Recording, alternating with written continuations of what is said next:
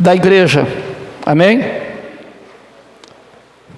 O último pilar dos degraus do êxito, ou o último pilar da igreja.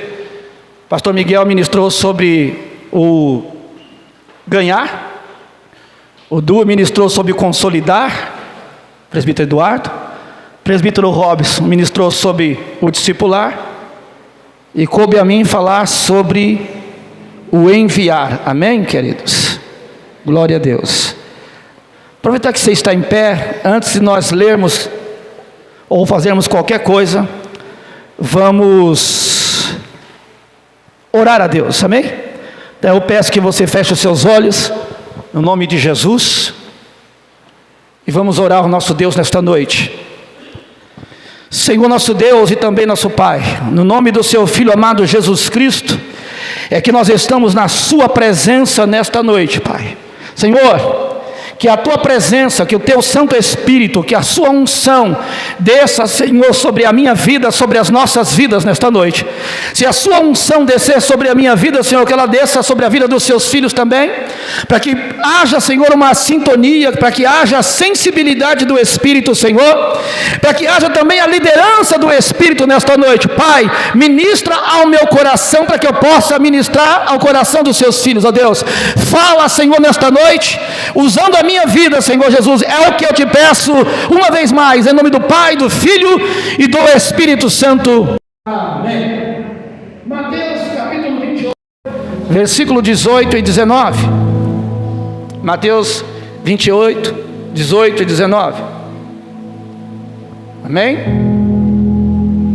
Vou esperar vocês acharem aí no nome de Jesus.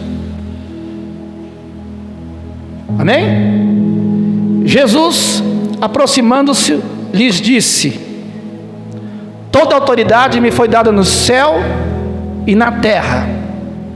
Toda autoridade me foi dada no céu e na terra. Portanto, ide, fazei discípulos de todas as nações, batizando em nome do Pai, do Filho e do Espírito Santo. Amém?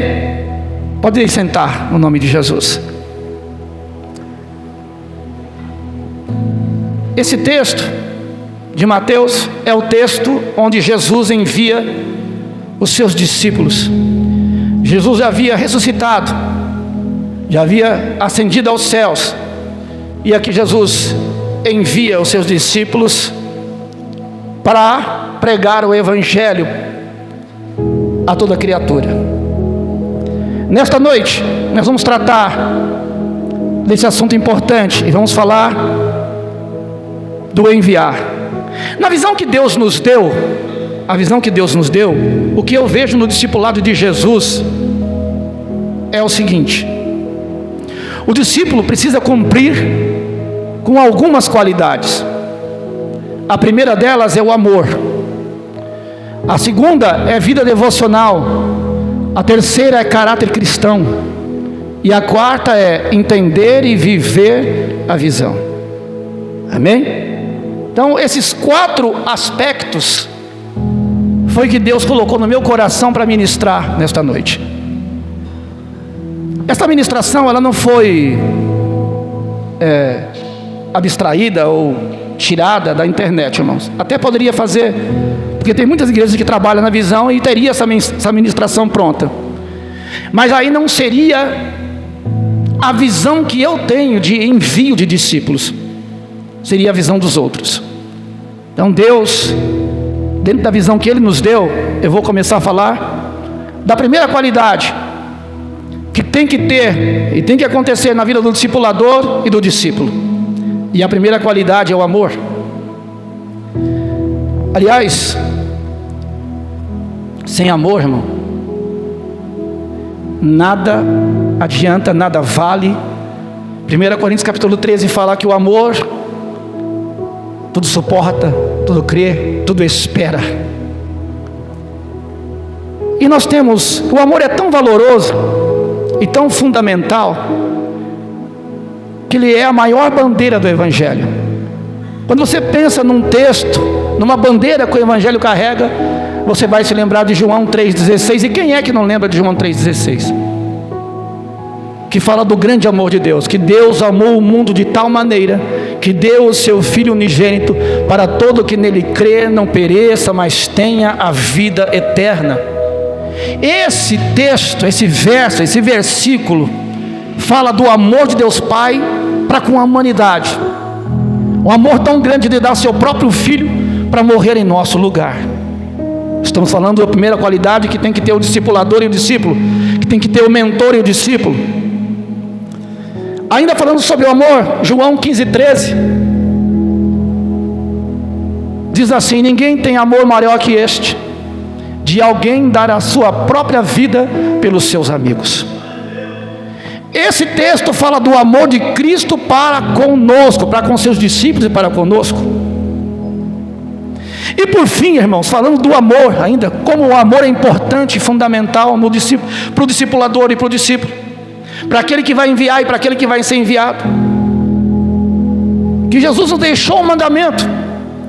Jesus, ele estava ministrando e chegou um fariseu e tentou colocar Jesus à prova, e ele estava perguntando, isso está em Mateus 22, e ficou perguntando a Jesus, qual é o maior mandamento?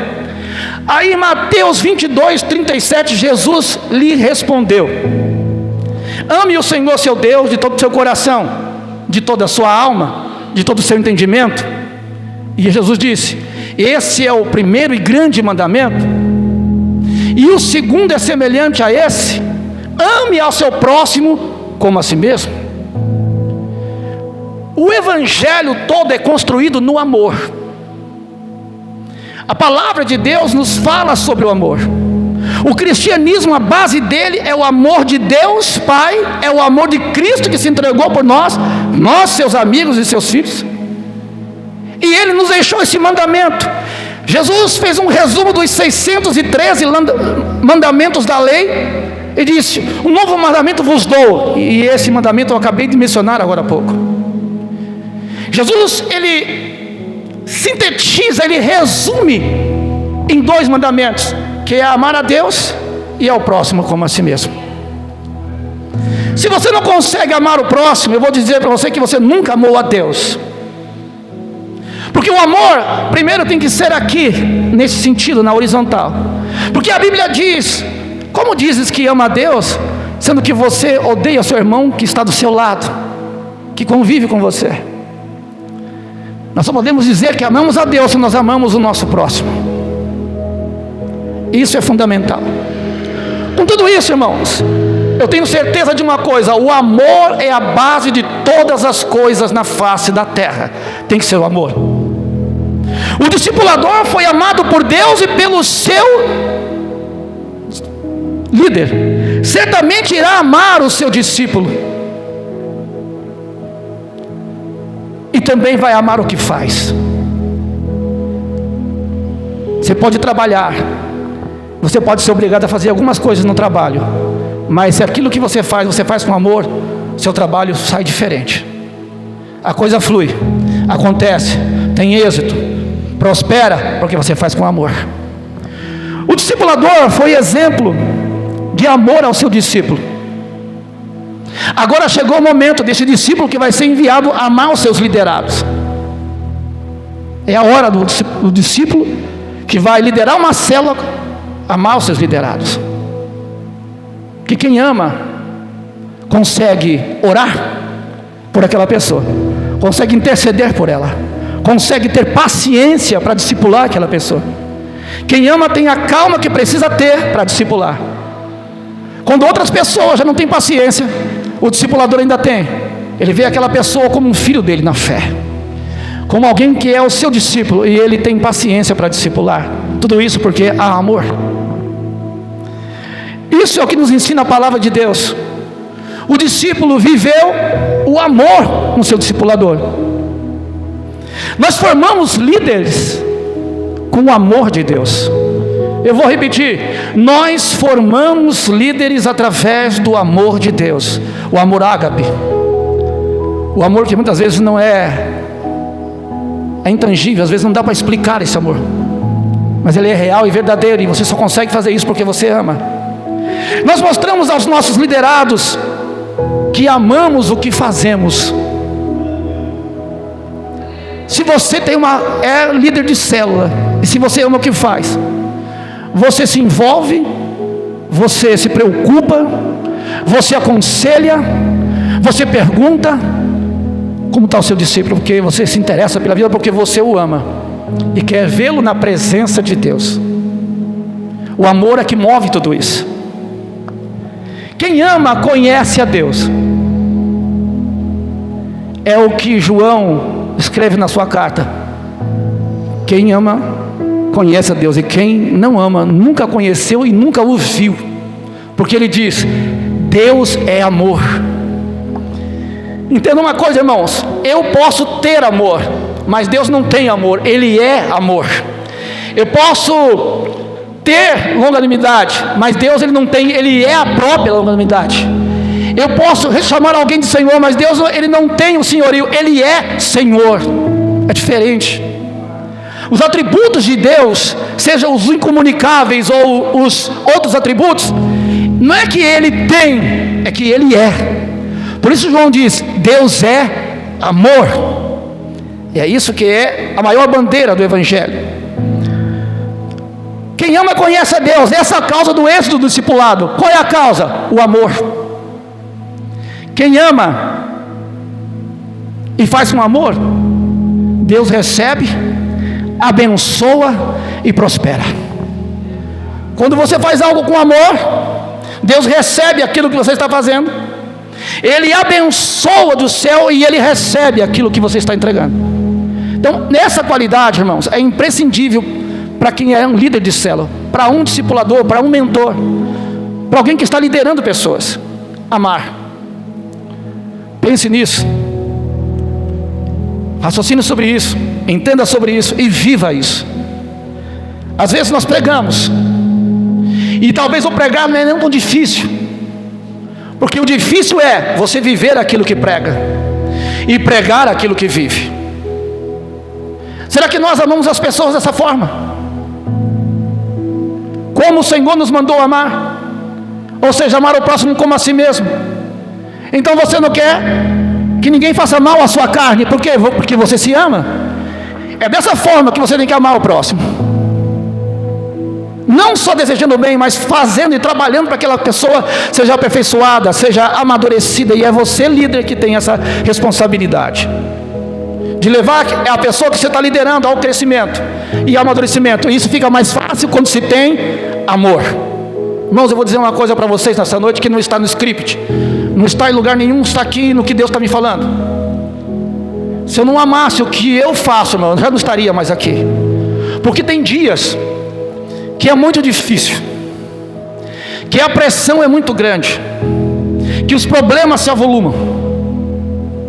Hoje foi um desses dias na minha vida, tantos problemas e dificuldades.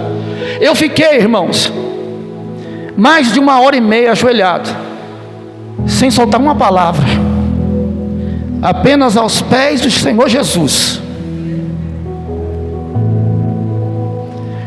só chorando aos pés dele, porque tem coisa que só Ele pode fazer. Eu não consegui soltar uma palavra, mas foi um dos dias que eu mais senti a presença de Deus ali no meu quarto, com a porta fechada. E eu também senti o amor de Deus sobre a minha vida. E depois uma pessoa me mandou mensagem, uma pessoa que não manda mensagem, mandou mensagem, é Deus, irmão, dizendo assim: Pastor Márcio, ele falou bem assim, ele mandou um áudio: Deus te abençoe, o Senhor e a sua família. E disse assim: Deus está no controle.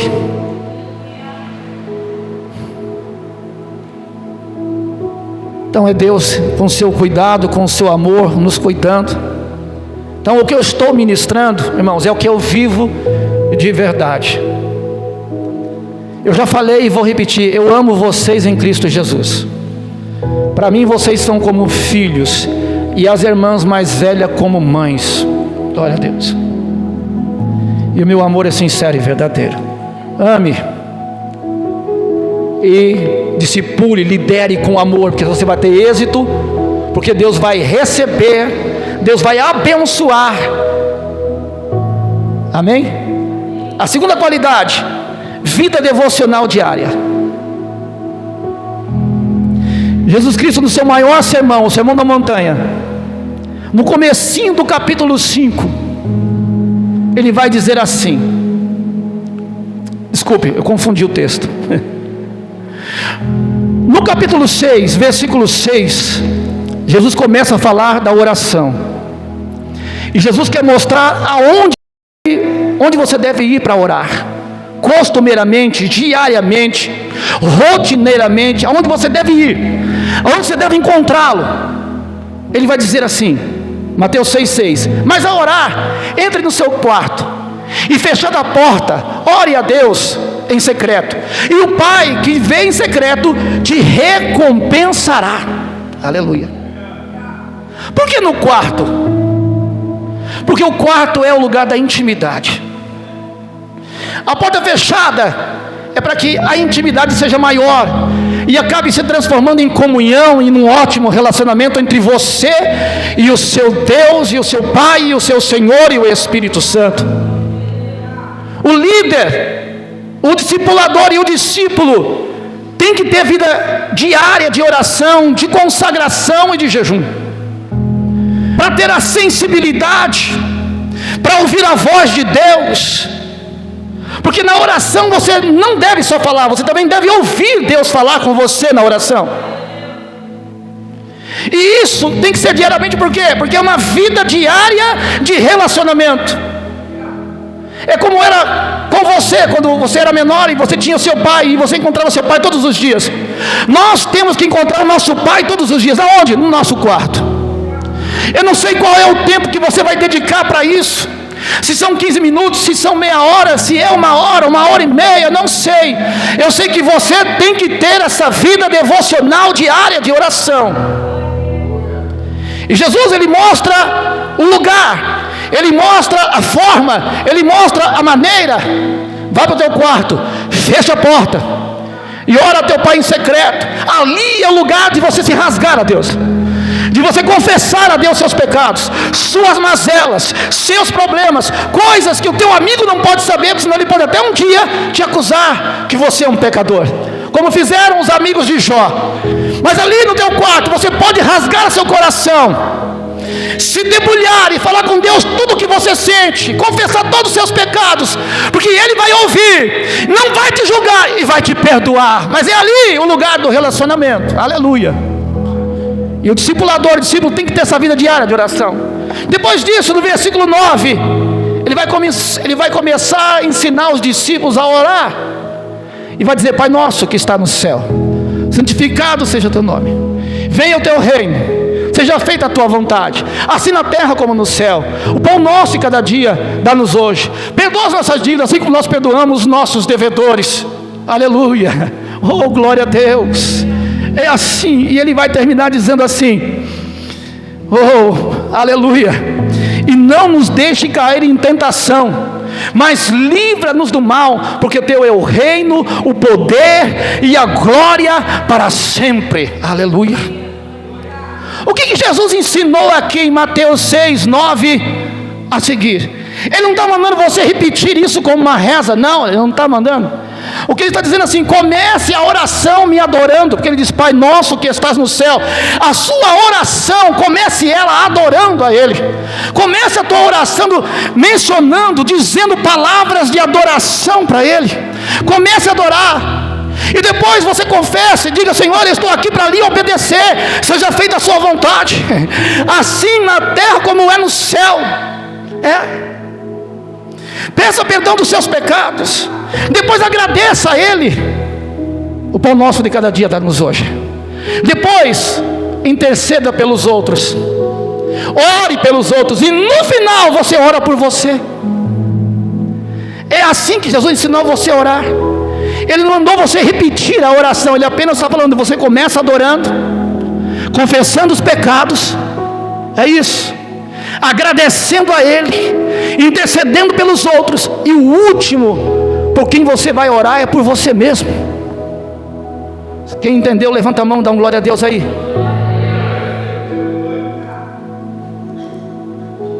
Um líder saudável tem uma vida diária de oração. tem intimidade com Deus. Ele busca a unção do Espírito Santo todas as vezes que vai orar a Deus. Aleluia. Oh, aleluia. É o que Deus espera não só do discipulador, mas também do discípulo. Que ambos, discipulador e discípulo, tenham uma vida cheia do Espírito Santo. Cheia do Espírito Santo. Por quê, irmãos? Lucas 6,45 diz: a boca fala do que o coração está cheio. Ou seja, você vai desaguar sobre os outros, você vai falar sobre os outros aquilo que o seu coração está cheio. Se sua alma e seu espírito está cheio do Espírito Santo, logo, por conseguinte, por resultado, você vai desaguar sobre ele, você vai ministrar sobre ele, você vai transbordar sobre ele o que? A presença do Espírito Santo que você está carregando, que você está cheio. Aleluia. Ande cheio do Espírito, caminhe cheio do Espírito, ministre cheio do Espírito, ensine cheio do Espírito.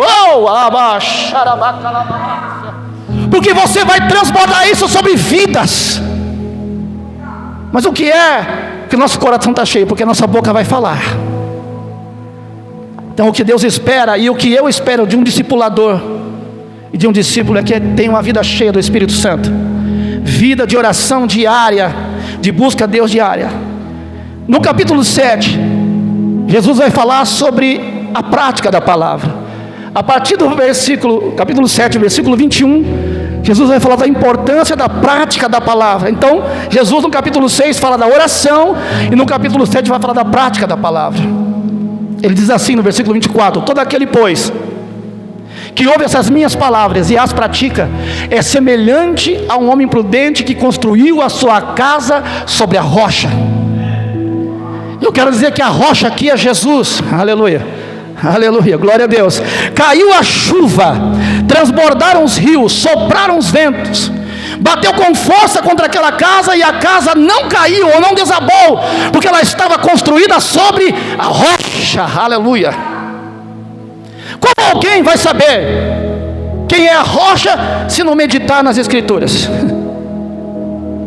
Como alguém vai saber que Jesus é a rocha, a pedra angular de esquina, a pedra fundamental, se não lê as Escrituras, se não medita nas Escrituras? E aqui vai um conselho para quem é novo convertido. Pastor, o que é meditar? O que é ter um devocional, por exemplo? Nós falamos de vida devocional diária. A vida devocional começa com oração. Depois você vai sentar, e nessa sua oração você vai pedir para o Espírito Santo te fazer entender o texto que você vai ler. Você vai abrir aquele texto, vai ler diversas vezes, vai estar em espírito, e vai pedir para o Espírito te ajudar. E quando você ler várias vezes, você vai escrever do lado, num caderno, num papel, aquilo que você entendeu do texto. E aquilo que você entendeu do texto é aquilo que você tem que praticar naquele dia. Isso é uma vida devocional. Você vai refletir sobre aquilo. Isso aqui que eu entendi. Eu entendi poucas coisas. É claro, se você é novo convertido, está começando na fé agora, mas escreve do lado o que você entendeu do texto, e procure viver aquilo que você escreveu no texto, porque aquele é o seu devocional. Começou com oração, foi para as Escrituras, você meditou, e tem que ter a prática. Conhecimento sem prática não leva a lugar nenhum. Pode ser um grande teólogo, um grande mestre, sem prática não serve de nada. Paulo, diante de todo o conhecimento que ele tinha, ter aprendido aos pés de Gamaliel, o grande mestre da época, Paulo disse: tudo que eu sei, as línguas que eu falo, o latim, o grego, o aramaico, o hebraico e outras línguas, tudo que eu sei, conhecimento que eu obtive aos pés de Gamaliel, sob a lei de Deus, eu considero como esterco. Porque se não tiver prática, não adianta conhecimento sem prática, mas também não adianta pegar a bengala e falar assim: bom, já que não adianta entendimento sem prática, então para que eu vou ler? Para que eu vou meditar? Porque a maneira de você conhecer a Deus, olhe para mim aqui, lendo as Escrituras. Não tem outro jeito de você conhecer Deus. Pastor, a oração não é para conhecer, oração é relacionamento, oração é intimidade, oração é comunhão. Para conhecer Deus é na palavra, através da palavra, e não é só ler e entender. Você tem que viver aquilo que você prega, aquilo que você entendeu e aquilo que você ouviu. Jesus disse: aquele que ouve essas minhas palavras. Ou seja, você tem que praticar não só o que você leu e entendeu, você tem que praticar aquilo que você tem ouvido, as ministrações que você tem ouvido, a palavra que você tem ouvido, você tem que praticar. Senão nós vamos nos tornar religiosos, mas não vamos ser filhos de Deus e não vamos ser cristãos genuínos. Porque o cristão de verdade, ele ouve, ele medita e ele pratica a palavra de Deus. Aleluia. Porque o que vai transformar a vida do cristão é a prática da palavra. O que vai mudar a vida do crente é a prática da palavra. Aleluia. Glória a Deus. Aleluia. Esse é o modelo de discipulado, não só de Jesus Cristo, mas também dos seus apóstolos, inclusive do apóstolo Paulo. Com toda certeza, o que eu espero de um discipulador e do seu discípulo é que ele medite na palavra do Senhor, que ele conheça a palavra. Um líder que medita na palavra e principalmente que pratica as Escrituras, foi o que eu disse anteriormente. Lideramos, irmão, isso aqui é importante. Quem lidera com exemplo. Você pode até falar muito, mas se o teu exemplo depor contra, você não vai evoluir. E quem está debaixo da sua liderança vai sair porque não vê em você verdade, não vê em você comprometimento, não vê em você caráter, não vê em você testemunho de vida, não vê em você conduta. Nós lideramos com exemplo, muito mais do que com palavras. As pessoas têm que olhar para nós e dizer: é exemplo de cristão, é exemplo de líder, é exemplo de homem na oração, é exemplo na meditação, na prática da palavra. Por isso que eu sigo, porque nós temos que ser exemplo. Jesus, qual era a diferença do ensino de Jesus para o ensino dos fariseus? Por que às vezes Jesus estava ensinando e ele dizia: ele ensina diferente dos outros? É o que a multidão dizia. Ele ensina como quem tem autoridade. Por que tem? Porque tinha credibilidade, porque vivia o que pregava e pregava o que vivia. Porque senão são palavras soltas ao ar, ao vento. Porque nós que lideramos células, lideramos igreja, lideramos pessoas, temos que ter conduta, credibilidade, autoridade, verdade naquilo que nós fazemos, no nome de Jesus. Seja exemplo na palavra. E aí não teria outro texto para citar, senão o texto de 1 Timóteo 4,12, quando o apóstolo Paulo fala a Timóteo que ninguém despreze por ser jovem, mas pelo contrário, seja um exemplo para os fiéis na palavra. É a primeira coisa que aparece. Depois vem conduta, vem amor, vem fé, pureza, mas primeira coisa que aparece é: seja um exemplo para os fiéis na palavra. É Paulo falando com seu filho na fé, Timóteo, com o seu discípulo. Eu pergunto a você: será que você tem sido exemplo na palavra? Exemplo de quem medita, de quem se alimenta da palavra, de quem vive a palavra e de quem pratica a palavra? Porque é isso que eu e você temos que ser: exemplo de prática da palavra, exemplo na palavra. Somos transmissores, ou seja, temos que transbordar o que carregamos sobre vidas. Então precisamos ser cheios do Espírito. Efésios 5,18 diz: e não vos embriagueis com vinho onde há devassidão ou contenda, mas enchei-vos do Espírito Santo. Você tem duas escolhas, você tem duas regras: ou você vai se embriagar com vinho onde há contenda, ou você vai se encher do Espírito. São duas alternativas.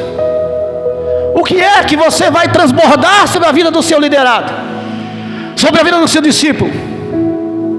É a presença do Espírito, é a unção do Espírito, é o poder do Espírito. Glória a Deus.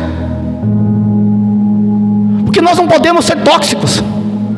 Aquele que se embriaga com vinho no sentido figurado é aquele que você chega perto e ele começa a falar mal. Só tem palavras ruins para falar. Falar mal do parente, falar mal do vizinho, falar mal da igreja, falar mal... Está embriagado com vinho, onde há contenda ou devassidão. Nós, líderes dessa casa, desta igreja, temos que estar cheio do Espírito Santo, para transbordar o Espírito sobre as vidas das pessoas. As pessoas têm que sentir a presença de Deus em nossas vidas. E tem que falar assim: esse homem e essa mulher é cheio do Espírito Santo. Quem tem o Espírito Santo transborda amor. Quem tem o Espírito Santo transborda a vida de oração diária. Quem tem o Espírito Santo transborda a verdade, transborda a sinceridade, transborda conduta. Aleluia. É isso que você tem que transbordar essa vida de outras pessoas. O tópico de número 3, a terceira qualidade é caráter cristão. Isso aqui, irmãos, é imprescindível. E nesse ponto eu vou demorar um pouco mais, que ele é um pouco mais extenso. Eu vou tentar explicar o que é caráter cristão, da onde foi tirado esse termo. E nós temos que ser exemplo em pelo menos 5 aspectos do caráter cristão. Eu vou dizer, vou mencionar, vou citar o texto célebre de Jesus, o grande sermão de Jesus, lá no capítulo 5, a partir do versículo 2, que é quando Jesus traça um perfil do caráter de um cristão. E Paulo depois reprisa ou replica isso em Gálatas 5:22. Jesus estava preocupado com o caráter cristão dos seus discípulos, porque não dá para você enviar alguém que não tem caráter. O mínimo que se espera de um cristão é que ele tenha caráter cristão. Diz assim o texto, Mateus 5:2. Então ele passou a ensiná-los e Jesus disse: bem-aventurados os pobres em espírito, porque deles é o reino do céu. Pobres em espírito, e não pobre de espírito. Porque a pessoa que é pobre de espírito é uma pessoa ruim, uma pessoa má, uma pessoa devassa, uma pessoa... É pobre em espírito, significa humilde. Bem-aventurado é a primeira característica. Bem-aventurados os que choram, pois serão consolados. O choro aqui, irmão, não é o choro por qualquer coisa, não. Sabe qual que é o choro aqui? Segundo os grandes escritores, é o choro pelos nossos pecados. Você está entendendo? Eu vou repetir: bem-aventurados que choram, porque serão consolados. Que tipo de choro é esse? É o choro por causa de dor? Não. É o choro de remorso? Não. É o choro de arrependimento pelos seus próprios pecados. Esses serão consolados quando você chora pelo seu próprio pecado. Isso é caráter. E quando você peca, algo tem que acontecer na sua vida, porque algo está errado ali. Então você tem que se prostrar e confessar. E o choro aqui é choro de arrependimento. Bem-aventurados os mansos, porque herdarão a terra. Mansidão. Bem-aventurados que têm fome e sede de justiça, porque serão saciados. Às vezes nós perdemos o senso de justiça. Se você ficar assistindo Cidade Alerta, Brasil Urgente, estou criticando não, mas você ficar 1 hora assistindo e o sangue começar a escorrer pela tela da televisão, porque é um tal de matar mulher, de matar marido, de matar mulher, de mata e mata, hein? Você vem para o culto com a morte na cabeça, irmão.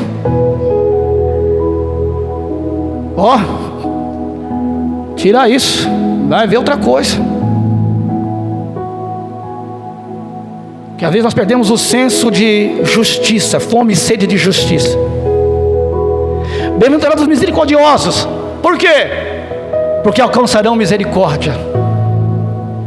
Nós vivemos no tempo da braveza, da bravura, dos machos, dos brabos, que não leva desaforo para casa. Cristão leva. Cristão leva desaforo para casa. Cristão oferece a outra face. Ou ele é assim, é cristão, ou ele não é cristão. Você acha o que, irmão? Deus vai nos testar exatamente onde nós temos problemas e dificuldades. Porque se você é calmo, Deus não vai testar a sua paciência. Aí não. Ele vai testar onde você tem dificuldade. Que é para quê? Para você evoluir e melhorar. Então tenha certeza, onde você tem dificuldade, é aí que Deus vai te testar. Bem-aventurados os limpos de coração, porque verão a Deus. Pureza faz parte do caráter. Pessoa pura de coração.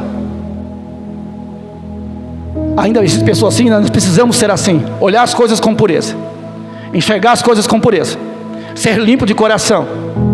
É importante, isso faz parte do caráter. Bem-aventurado os pacificadores, porque serão chamados filhos de Deus. Hebreus 12:14 diz assim: segue a paz e a santificação. Segue a paz com todos e a santificação, sem a qual ninguém verá a Deus. Ali é só a paz. Aqui você tem que ser pacificador. Paz é maravilhoso, mas aqui você tem que ser pacificador. Encontrou uma discussão, chega e pacifica. Está discutindo com a sua mulher, pare e pacifique. Está discutindo com seu marido, pare e pacifique. Minha esposa está aqui. Esse ano faz 29 anos, 28 anos de casamento. Pode perguntar para ela qual foi o dia que eu estendi briga com ela. Ela começou, eu comecei a estender, falar. Eu paro na hora, irmãos. Eu procuro ser pacificador, eu pacifico. Ela sabe disso, ela também é assim. Lá em casa nós discutimos, às vezes 3 minutos, 2 minutos e meio, acaba a discussão. Nós somos perfeitos? Não, nós não somos perfeitos não, senão não estaria aqui, né? Está me vendo aqui, irmãos? Porque aquele que chega a essa altura levando perfeito, Deus recolhe. Então eu estou aqui porque eu não sou perfeito. Mas isso nós conversamos lá atrás no nosso casamento. Porque tem casal que começa a brigar hoje e para só o ano que vem. Que a briga não para. Que um começa, você está ganhando, agora eu vou ganhar também. Agora eu provoco, você está ganhando, agora eu vou responder ali. Parece menino de quinta série. Enquanto não der a última resposta, não está satisfeito, né? Eu tenho que ganhar. Não, e eu nunca cedo, e ela nunca cede, só quem cede sou eu. Ela nunca cede, irmão, cede logo. Seja pacificador, pacifique, viva em paz na sua casa e promova a paz onde você estiver. Seja promotor da paz, promova a paz. Não seja um irmão iracundo, irascível, que gosta de briga, de discussão, de problema. Não, onde você chegar, irmão, acaba com o barraco, constrói uma casa certinha.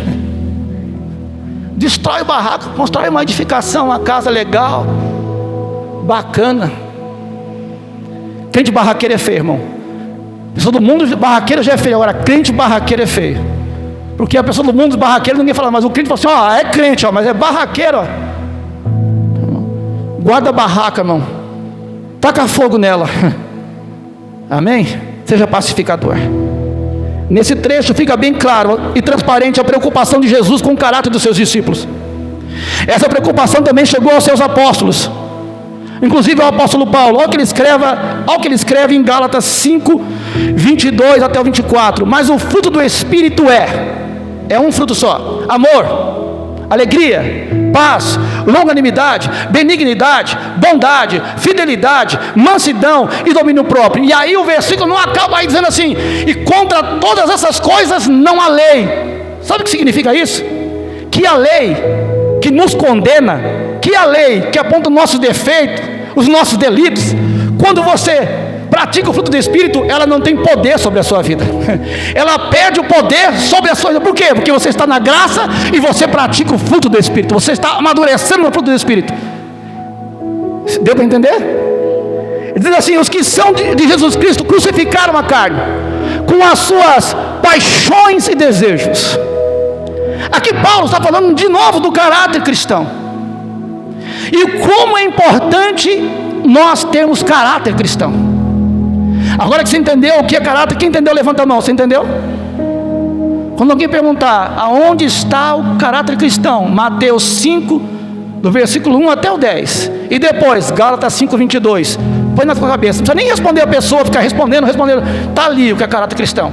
Você vai responder. Amém ou não? Esse modelo é baseado no caráter cristão. É novamente imprescindível frisar que nós lideramos com exemplo. Amém ou não? Nós lideramos com exemplo. Posso afirmar que o caráter é a base do discipulado, tanto para o discipulador como para o discípulo. Primeiro exemplo, primeiro ponto, primeiro exemplo de caráter. Quem lidera, o número 1, deve ser exemplo de caráter ao falar e viver a verdade. João 17:19. Porque não é só falar a verdade, você tem que viver a verdade. Hoje em dia nós falamos muita coisa, mas aí, como dizem alguns, até papagaio fala. Então falar sobre a verdade, beleza. Mas o que precisa? Viver a verdade. Amém? Segundo, quem lidera deve ser exemplo de caráter no comprometimento. Irmãos, não tem um texto melhor do que 2 Coríntios 12:15. Quando Paulo diz: eu de boa vontade me gastarei e me deixarei gastar em favor de vocês, cada dia vos amando mais. Será que serei amado menos? É a pergunta. Quando ele diz no comecinho do versículo: eu de boa vontade me gastarei e me deixarei gastar, isso é comprometimento. Está entendendo? Sabe o que é isso? É compromisso com a palavra e compromisso com liderar vidas. Ele está dizendo: eu me comprometo de boa vontade, me gastar o meu tempo, entregar a minha vida, me dedicar de corpo e alma, e ainda mais que isso, me deixarei gastar. Quando você se entrega para gastar, é o seu tempo que você está dando, amém ou não? E quando você se deixa gastar, é quando alguém está tomando o seu tempo. Mas quem é líder tem que entender que o seu tempo pertence a Jesus, e que se você ama o que você faz, se você ama os seus discípulos, você vai se gastar e se deixar gastar em favor das almas, em favor das pessoas. Eu já atendi pessoas, irmão, meia-noite, 1h da manhã, 1h30, não foi? Pessoa que estava endemoniada com a faca na mão, dando facada no marido no sofá. Aí a pessoa não aguenta, a pessoa me chama, vai lá. Eu falei para minha esposa: será que eu tenho peito de aço? Fiquei tocando assim. Está armado com faca? Cheguei lá, irmão, e eu fui no caminho já orando. Falei: Deus, guarda a faca do elemento, que eu sirvo ao Senhor, mas não tem peito de aço não, não tem cabeça de titânio, vai dar ruim. Já vai na frente já. Quando eu cheguei, irmão, estava tudo calmo, a faca estava guardada. Aí por garantia, era uma peixeira, eu peguei a faca, coloquei atrás de mim, pá. Irmão, a Bíblia diz que nós temos que orar e vigiar. Na hora eu falei: eu vim orando, agora eu vou vigiar. Peguei a faca, coloquei para trás, falei: vai que o demônio pega de novo. Coloquei atrás de mim, falei: se agora o demônio pegar, eu vou cercar ele, porque faca ele não vai pegar. Você entendeu, irmãos? Isso é gastar e se deixar gastar. Nas minhas orações, você acha que vocês não estão nas minhas orações? Vocês estão. E quando vocês sofrem, eu sofro junto. Mas quando se alegra com o Benício, eu também me alegro. E eu gosto do Nenê, principalmente na casa dos outros, irmão. Porque aí quando chorar, eu vou estar na minha casa dormindo. E aí quando vier apresentar, eu pego o maior prazer do mundo. Eu gosto de criança, irmão. Eu amo vocês, lembro de vocês nas orações. Se alguém me pedir oração, me dê o nome, eu vou lembrar, porque eu me deixo gastar. Se alguém for me procurar para tomar um conselho, pode ser de outra igreja, de outra denominação, de outro lugar, se me chamar para tomar um café, ou mesmo sem café, sem água mesmo, sem nada, a seco, eu vou conversar, vou aconselhar, vou orientar, porque eu faço isso pelo reino. Eu me gasto. Tem pessoas que estão aqui que sabem que isso é verdade. Eu me dedico ao que eu faço. Comprometimento, irmão. Liderado tem que ser comprometido. Discipulador, comprometido. Terceiro, quem lidera deve ser exemplo de um casamento estruturado. Casamento estruturado é pai, mãe e filhos. Só isso? Não. O modelo de Efésios 5, 21 até o 31 é o modelo onde Cristo é o cabeça, a igreja é o corpo. Cristo é o líder, a igreja está sujeita a Cristo em tudo. Assim deve ser o homem, o cabeça, e a mulher sujeita ao seu marido em tudo.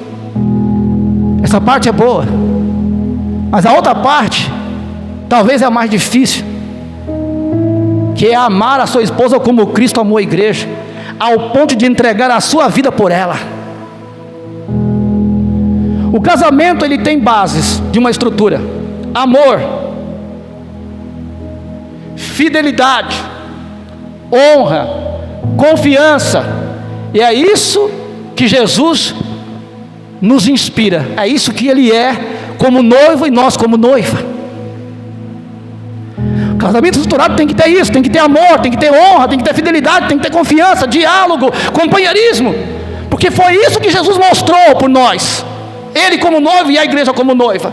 E é assim que tem que ser um casamento estruturado. Então o discipulador e o discípulo que vai ser enviado tem que ter um casamento estruturado. Por quê? Ele vai aconselhar casais, ele vai aconselhar famílias. E como vai fazer se o casamento dele é uma baderna? Ou não, ou a casa tem problemas? Casamento estruturado é isso. E ninguém está falando aqui de perfeição, porque perfeição só Jesus conseguiu. Nós estamos falando de um caminho, de algo que vai caminhando para isso, que vai se direcionando para esse lugar. Quando está entendendo, levanta a mão, dá uma glória a Deus aí. O quarto exemplo de caráter: quem lidera deve ser exemplo no caráter e na comunhão. Isso aqui é imprescindível, irmão. Quem é discipulador, mentor, mestre e seu discípulo tem que ter comunhão. Como discipular alguém sem comunhão? Sem relacionamento, sem estar perto, sem intimidade, sem saber dos problemas, para às vezes corrigir, confrontar, porque às vezes é necessário. E não tem como falar de comunhão e não citar o texto de João 17. Não tem como, porque Jesus fala aqui com uma profundidade do que é comunhão, muita profundidade o que Jesus fala aqui nesse texto. Olha só, João 17, 20. Olha o que Jesus vai dizer: não peço somente por estes. Por estes quem? Pelos 12. Guarde bem isso, entenda bem isso. Eu não peço somente pelos 12 discípulos, mas também por aqueles que vierem a crer, que somos todos nós, que o verbo está no futuro, que vierem a crer, todos nós, em mim, por meio da palavra que eles falaram, através do que? Das Escrituras. Palavra de Pedro, palavra de João, palavra de Paulo, está aqui, palavra dos apóstolos, a fim de que todos sejam um. E não é estar em união. Às vezes nós estamos aqui em 60 em união, mas não há uma unidade. Eu vou usar aqui o exemplo da batata. Posso não? Posso não? Um saco de batata, as batatas estão unidas. Mas existem quantas batatas? Várias batatas. Mas se você pegar as batatas, pegar aquele negócio de espremer e fazer um purê, vai ser um purê só. Isso é unidade. Unidade é quando todo se transforma em um. Quem está entendendo, levante a mão aí, por favor. Eu vou pedir para você passar isso hoje. Glória a Deus. A fim de que todos sejam um. E como tu, ó Pai, estás em mim, eu em ti, também eles estejam em nós, para que o mundo creia que tu me enviastes. Eu neles, tu em mim, a fim de que sejam aperfeiçoados na unidade. Nós só vamos ser aperfeiçoados na unidade. O cristão só é aperfeiçoado quando ele é obrigado a viver em unidade, e não em união, mas em unidade. Aí o cristão é aperfeiçoado. Por quê? Ele vai ter que lidar com as diferenças, com a diversidade, com o problema do outro, com a diferença do outro, com ele também. É só aí que nós somos aperfeiçoados. Para que o mundo conheça que tu me enviastes e os amaste, como também amaste a mim. A comunhão é tão importante para o discipulado, por quê? Fortalece a fé. Amém? estimula o amor e nos torna semelhante a Cristo. Pegou isso aí? Fortalece a fé, estimula o amor e nos torna semelhante a Cristo. Quinto, quem lidera deve ser exemplo de caráter no caminho da maturidade. 1 Coríntios 13:11. Quando eu era menino, eu falava como menino, pensava como menino e agia como menino. Assim que deixei as coisas de menino, tomei as coisas de ser homem, as coisas próprias de menino.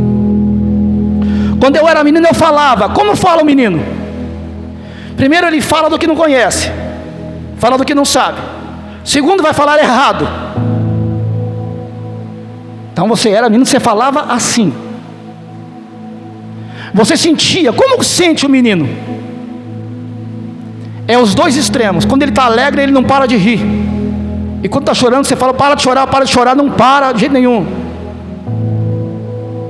Sentir como menino é ser vitimista, é não entender os próprios sentimentos.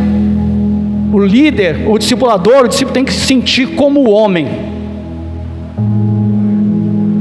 saber o que é de verdade o sentimento, se é amor, se é raiva, se é ódio, e pedir perdão, se comportar como adulto, não se vitimizar.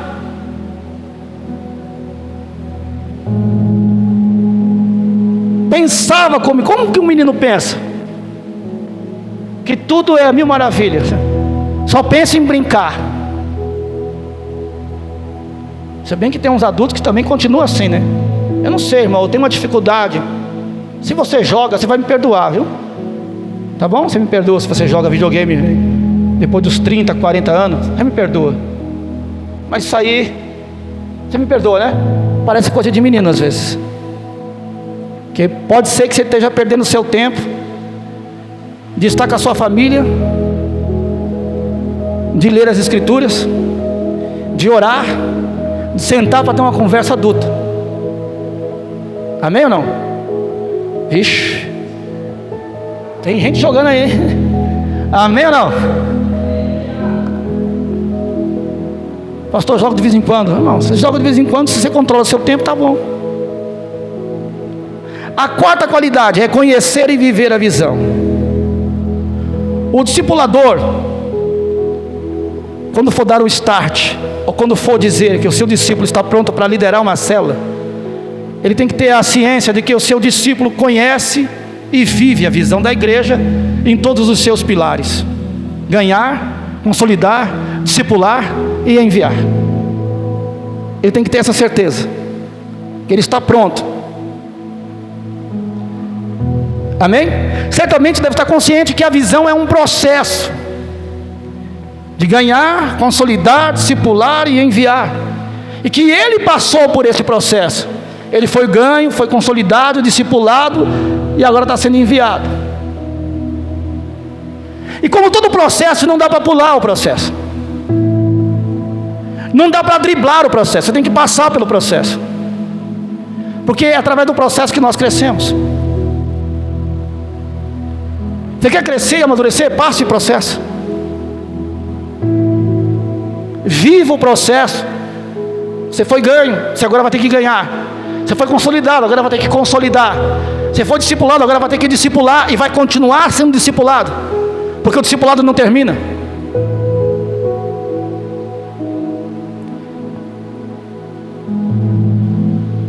Viva a visão.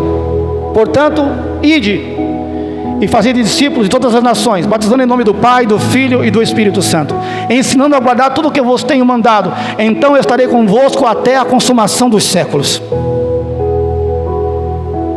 Viver a visão é entender que ele passou e vai ter que levar pessoas, ele vai ter que ganhar vidas, vai ter que trabalhar para consolidar essa pessoa, ele vai ter que trabalhar para discipular essa pessoa, e um dia essa pessoa vai ser enviada.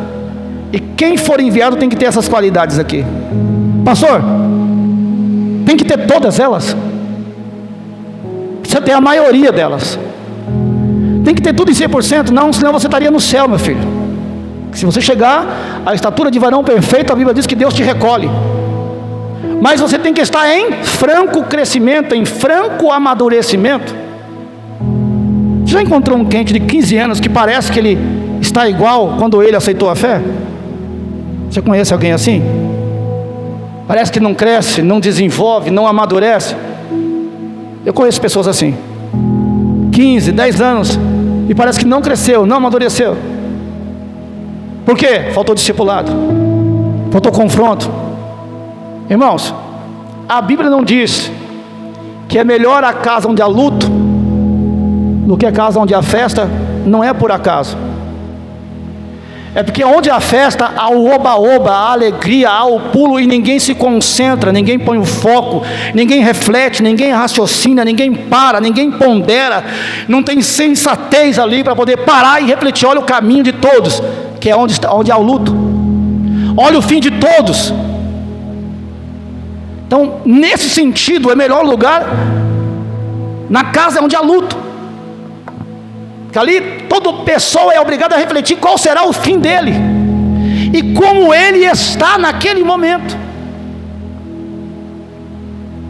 Porque você não pode continuar falando como menino, sentindo como menino e pensando como menino. Nós temos que crescer e amadurecer.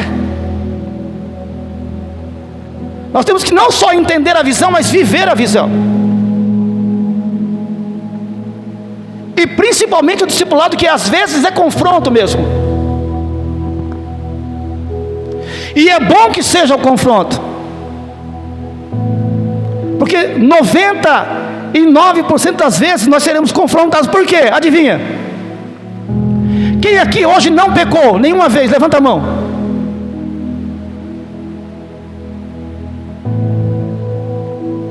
Então nós pecamos, e às vezes o pecado é um pouco mais grave, e tem que ter confronto, tem que ter tratamento, tem que ter confissão. Provérbios 28, 13. Aquele que encobre as suas transgressões não prosperará, mas aquele que confessa e abandona alcança a misericórdia. Às vezes é necessário eu parar para o meu discipulador, para o meu mentor, e falar assim: ó, eu pequei aqui, eu errei aqui, eu tenho dificuldade aqui. Amém? Amém ou não? Quantos entenderam a palavra? Levanta a sua mão aí. Glória a Deus por isso. Essa foi a parte boa, irmão. Pode ter cansativa, mas foi boa. Agora vamos falar sobre a oferta. Fique de pé, por favor, em nome de Jesus. Eu deixei para falar.